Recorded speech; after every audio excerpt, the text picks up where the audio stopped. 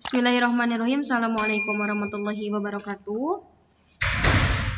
Perkenalkan, saya Sofi Sofiani dari kelas 6A dengan NPM 1810631050071 dari Prodi Pendidikan Matematika dari Universitas Singapura Bangsa Karawang. Insya Allah pada kesempatan kali ini saya akan membahas sedikit mengenai pengembangan kurikulum berbasis kompetensi dan pengembangan kurikulum berbasis masyarakat. Pengembangan kurikulum berbasis kompetensi. Pengembangan kurikulum berbasis kompetensi adalah suatu proses kompleks dan melibatkan berbagai faktor terkait. Oleh karena itu, tidak hanya menuntut keterampilan teknis dari pihak pengembang tertentu terhadap pengembangan berbagai komponen kurikulum, tetapi juga harus difahami berbagai faktor yang mempengaruhinya. Lalu ada asas pengembangan kurikulum berbasis kompetensi. Asas yang pertama yaitu asas filosofis. Pada asas ini berkaitan dengan nilai yang berlaku di masyarakat. Sistem nilai erat kaitannya dengan arah dan tujuan yang harus dicapai. Oleh sebab itu, dalam pengembangan KBK atau kurikulum berbasis kompetensi ini, filsafat sebagai sistem nilai menjadi sumber utama dalam merumuskan tujuan dan kebijakan pendidikan. Lalu asas yang kedua adalah asas psikologis. Secara psikologis, peserta didik memiliki perbedaan, baik minat, bakat, maupun potensi yang dimilikinya. Dengan demikian, tujuan, isi, maupun strategi pengembangan KBK harus memperhatikan kondisi tahapan-tahapan perkembangan dan psikologi belajar peserta didik.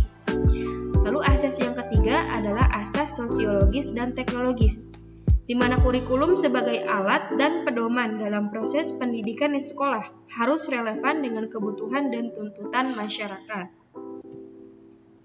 Prinsip-prinsip pengembangan kurikulum berbasis kompetensi.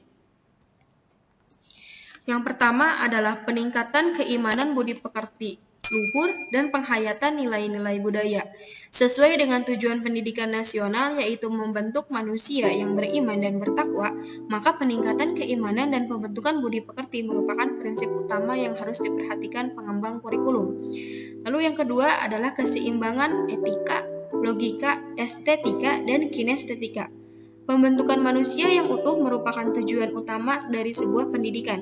Manusia utuh adalah manusia yang seimbang antara kemampuan intelektual, sikap, moral, dan keterampilan. Pengembang KBK harus memperhatikan tiga keseimbangan tersebut. Lalu yang ketiga adalah penguatan integritas nasional. Indonesia adalah negara dengan beraneka ragam suku dan budaya yang sangat majemuk. Pendidikan harus dapat menanamkan pemahaman dan penghargaan terhadap aneka ragam budaya, sehingga menjadi kekuatan yang dapat memberikan sumbangan yang positif terhadap peradaban bangsa di dunia ini. Yang keempat, perkembangan pengetahuan dan teknologi informasi. Pengembangan KBK ini diarahkan agar anak didik memiliki kemampuan berpikir dan belajar dengan cara mengakses berbagai perkembangan ilmu pengetahuan dan teknologi informasi. Lalu yang kelima adalah pengembangan kecakapan hidup meliputi keterampilan diri, berpikir rasional, sosial, akademik, dan vokasional. Kurikulum mengembangkan kecakapan hidup melalui pembudayaan membaca, menulis, dan berhitung, sikap dan perilaku adaptif, kreatif, inovatif, dan kompetitif.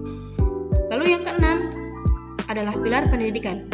Kurikulum mengorganisasikan fondasi belajar ke dalam 4 pilar pendidikan, yaitu belajar untuk memahami, belajar untuk berbuat, belajar hidup dalam kebersamaan, dan belajar untuk membangun dan mengekspresikan jati diri yang dilandasi ketiga pilar sebelumnya.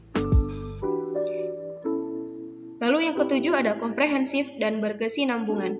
Komprehensif mencakup keseluruhan dimensi, kemampuan, dan substansi yang disajikan secara berkesinambungan, mulai dari pendidikan taman kanak-kanak sampai pendidikan menengah. Lalu yang kedelapan, belajar sepanjang hayat. Pendidikan diarahkan kepada proses kebudayaan dan pemberdayaan peserta didik yang berlanjut sepanjang hayat.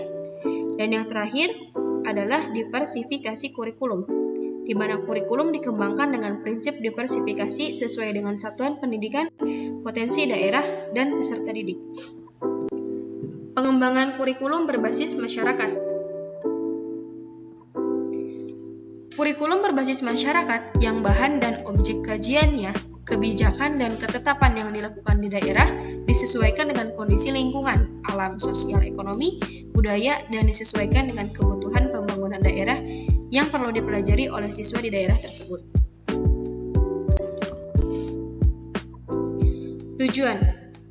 Tujuan dari kurikulum berbasis masyarakat tersebut adalah memperkenalkan siswa terhadap lingkungannya, ikut melestarikan budaya termasuk kerajinan, keterampilan yang nilai ekonominya tinggi di daerah tersebut. 2. Membekali siswa kemampuan dan keterampilan yang dapat menjadi bekal hidup mereka di masyarakat, seandainya mereka tidak dapat melanjutkan ke jenjang pendidikan yang lebih tinggi. Dan yang ketiga, membekali siswa agar hidup mandiri, serta dapat membantu orang tua dalam memenuhi kebutuhan hidupnya. Komponen kurikulum berbasis masyarakat.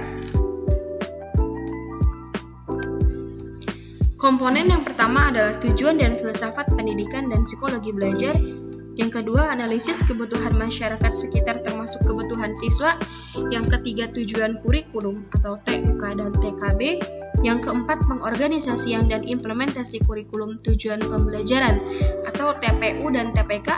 Yang kelima, strategi pembelajaran mencakup model-model pembelajaran. Yang keenam, teknik evaluasi atau proses dan produk. Yang ketujuh, hak implementasi strategi pembelajaran. Yang kedelapan, penilaian dalam pembelajaran. Dan yang terakhir adalah evaluasi program kurikulum.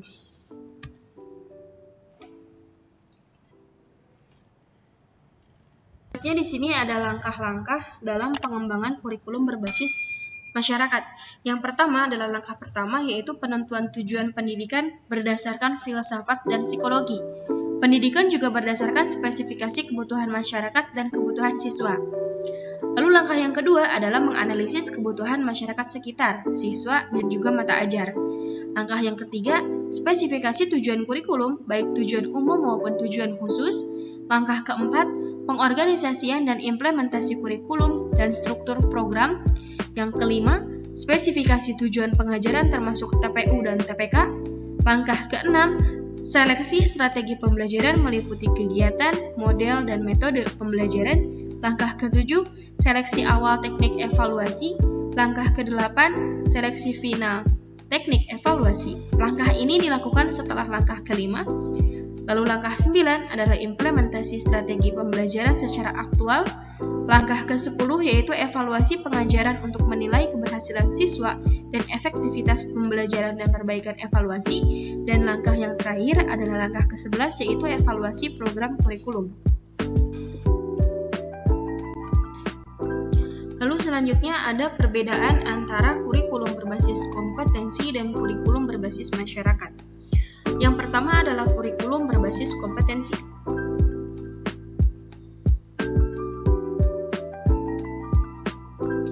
Kurikulum berbasis kompetensi lebih menitikberatkan kepada kemampuan di bidang pengetahuan, keterampilan sikap yang ditunjukkan dalam bentuk tindakan baik, kompetensi akademis, okupasional, kultural maupun temporal. Sementara pada kurikulum berbasis masyarakat lebih menekankan perpaduan antara sekolah dan masyarakat. Hubungan yang kedua adalah konsepsi mata pelajaran. Ebut dan Stacker 1995 mendefinisikan bahwa matematika sekolah yang selanjutnya disebut sebagai matematika adalah sebagai berikut. Yang pertama adalah matematika sebagai kegiatan penelusuran pola dan hubungan.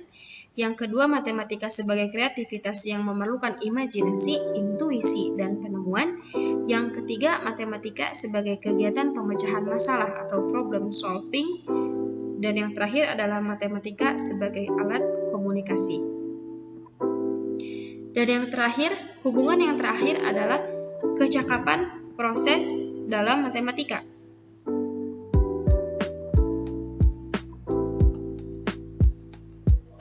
Asosiasi Guru Kanada mengembangkan kecakapan proses matematika yang dikutip oleh Sudrajat tahun 2005 bahwa kecakapan proses dikembangkan berdasarkan rasional, bahwa masyarakat masa depan adalah masyarakat belajar atau learning society. Oleh karena itu, para siswa harus dibekali dengan kecakapan belajar atau learning to learn. Matematika merupakan salah satu mata pelajaran yang sarana pengembangan masyarakat belajar dan bertujuan agar masyarakat melek bilangan atau numerasi. Kecakapan generik atau kecakapan proses, the basic process skill yang diharapkan dapat dikuasai dan dimiliki oleh siswa. Terima kasih, mungkin cukup sekian yang bisa saya sampaikan. Mohon maaf untuk kurang lebihnya. Saya mohon untuk bantuannya, untuk like dan komennya. Terima kasih. Wassalamualaikum warahmatullahi wabarakatuh.